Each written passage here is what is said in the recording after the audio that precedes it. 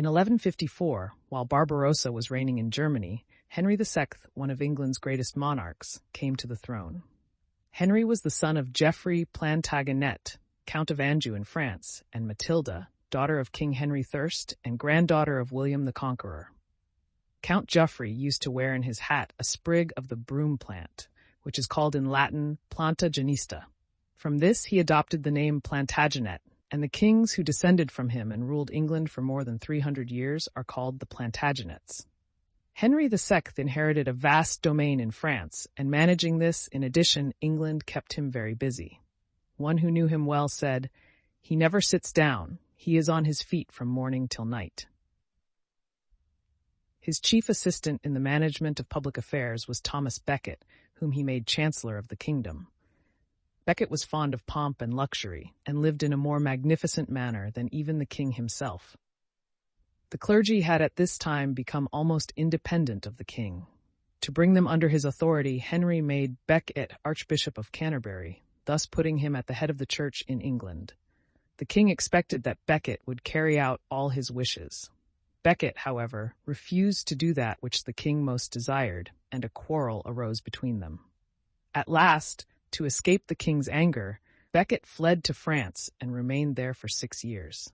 At the end of this time, Henry invited him to come back to England. Not long after, however, the old quarrel began again. One day, while Henry was sojourning in France, he cried out in a moment of passion, while surrounded by a group of knights, "Is there no one who will rid me of this turbulent priest?" 4 knights who heard him understood from this angry speech that he desired the death of Becket, and they went to England to murder the archbishop. When they met Becket, they first demanded that he should do as the king wished, but he firmly refused. At dusk that same day they entered Canterbury Cathedral, again seeking for him. "Where is the traitor, Thomas Becket?" one of them cried. Becket boldly answered, "Here am I, no traitor, but a priest of God." As he finished speaking, the knights rushed upon him and killed him. The people of England were horrified by this brutal murder. Becket was called a martyr, and his tomb became a place of pious pilgrimage. The Pope canonized him, and for years he was the most venerated of English saints. King Henry was in Normandy when the murder occurred. He declared that he had had nothing whatever to do with it, and he punished the murderers. But from this time, Henry had many troubles. His own sons rebelled against him, his barons were unfriendly, and conspiracies were formed. Henry thought that God was punishing him for the murder of Becket, and so determined to do penance at the tomb of the saint.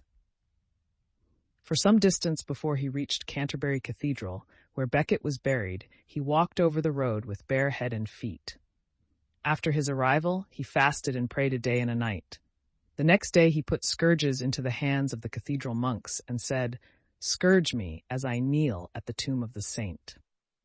The monks did as he bade them, and he patiently bore the pain. Henry finally triumphed over his enemies and had some years of peace, which he devoted to the good of England. In the last year of his life, however, he had trouble again. The King of France and Henry's son Richard took up arms against him. Henry was defeated and was forced to grant what they wished. When he saw a list of the barons who had joined the French king, he found among them the name of his favorite son John, and his heart was broken. He died a few days later. Henry's eldest surviving son, Richard, was crowned at Westminster Abbey in 1190. He took the title of Richard I, but is better known as Coeur de Lion, the lion-hearted, a name which was given him on account of his bravery. He had wonderful strength, and his brave deeds were talked about all over the land. With such a man for their king, the English people became devoted to chivalry, and on every field of battle brave men vied with another in brave deeds. Knighthood was often the reward of valor. Then, as now, knighthood was usually conferred upon a man by his king or queen. A part of the ceremony consisted in the sovereigns touching the kneeling subject's soldier with the flat of a sword and saying, "Arise, Sir Knight." This was called the accolade. Richard did not stay long in England after his coronation. In 1191, he went with Philip of France on a crusade. The French and English crusaders together numbered more than 100,000 men. They sailed to the Holy Land and joined an army of Christian soldiers encamped before the city of Acre. The besiegers had despaired of taking the city, but when reinforced, they gained fresh courage. Coeur de Lion now performed deeds of valor, which gave him fame throughout Europe. He was the terror of the Saracens. In every attack on Acre, he led the Christians, and when the city was captured, he planted his banner in triumph on its walls. So great was the terror inspired everywhere in the Holy Land by the name of Richard that Moslem mothers are said to have made their children quiet by threatening to send for the English king. Every night when the Crusaders encamped, the heralds blew their trumpets and cried 3 times, "Save the Holy Sepulchre," and the Crusaders knelt and said, "Amen." The great leader of the Saracens was Saladin. He was a model of heroism, and the 2 leaders, one the champion of the Christians and the other the champion of the Mohammedans, vied with each other in knightly deeds. Just before one battle, Richard rode down the Saracen line and boldly called for anyone to step forth and fight him alone. No one responded to the challenge, for the most valiant of the Saracens did not dare to meet the lion-hearted king. After the capture of Acre, Richard took Ascalon. Then he made a truce with Saladin, by which the Christians acquired the right for 3 years to visit the Holy City without paying for the privilege. Richard now set out on his voyage home. He was wrecked, however, on the Adriatic Sea near Trieste. To get to England, he was obliged to go through the lands of Leopold, Duke of Austria, one of his bitterest enemies.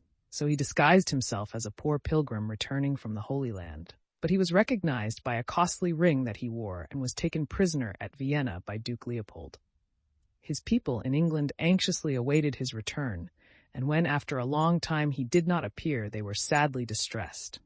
There is a legend that a faithful squire named Blondel went in search of him, as a wandering minstrel traveled for months over Central Europe, vainly seeking for news of his master. At last one day, while singing one of Richard's favorite songs near the walls of the castle where the king was confined, he heard the song repeated from a window. He recognized the voice of Richard. From the window, Richard told him to let the English people and the people of Europe know where he was confined, and the minstrel immediately went upon his mission. Soon Europe was astounded to learn that brave Richard of England, the great champion of Christendom, was imprisoned. The story of Blondel is probably not true, but what is true is that England offered to ransom Richard, that the Pope interceded for him, and that finally it was agreed that he should be given up on the payment of a very large sum of money. The English people quickly paid the ransom, and Richard was freed. The King of France had little love for Richard, and Richard's own brother John had less. Both were sorry that Coeur de Lion was at liberty. John had taken charge of the kingdom during his brother's absence, and hoped that Richard might pass the rest of his days in the prison castle of Leopold. As soon as Richard was released, the French king sent word to John, "The devil is loose again." And a very disappointed man was John when all England rang with rejoicing at Richard's return. Upon the death of Richard in 1199, Arthur, the son of his elder brother Geoffrey, was the rightful heir to the throne. John, however, seized the throne himself and cast Arthur into prison. There is a legend that he ordered Arthur's eyes to be put out with red-hot irons. The jailer, however, was touched by the boy's prayer for mercy and spared him. But Arthur was not to escape his uncle long. It is said that one night the king took him out upon the Seine in a little boat, murdered him, and cast his body into the river. Besides being a king of England, John was Duke of Normandy, and Philip, king of France, now summoned him to France to answer for the crime of murdering Arthur. John would not answer the summons, and this gave the king of France an excuse for taking possession of Normandy.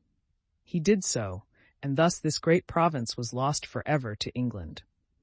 Nothing in France was left to John except Aquitaine, which had come to him through his mother. John's government was unjust and tyrannical, and the bishops and barons determined to preserve their rights and the rights of the Boer people. They met on a plain called Runnymede, and there forced John to sign the famous Magna Carta, Great Charter. Magna Carta is the most valuable charter ever granted by any sovereign to his people.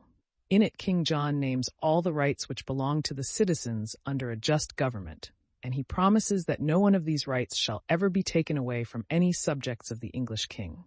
For violating this promise, one English king lost his life and another lost the American colonies. Magna Carta was signed in 1215. A year after he signed it, the king died. His son, Henry III, succeeded him.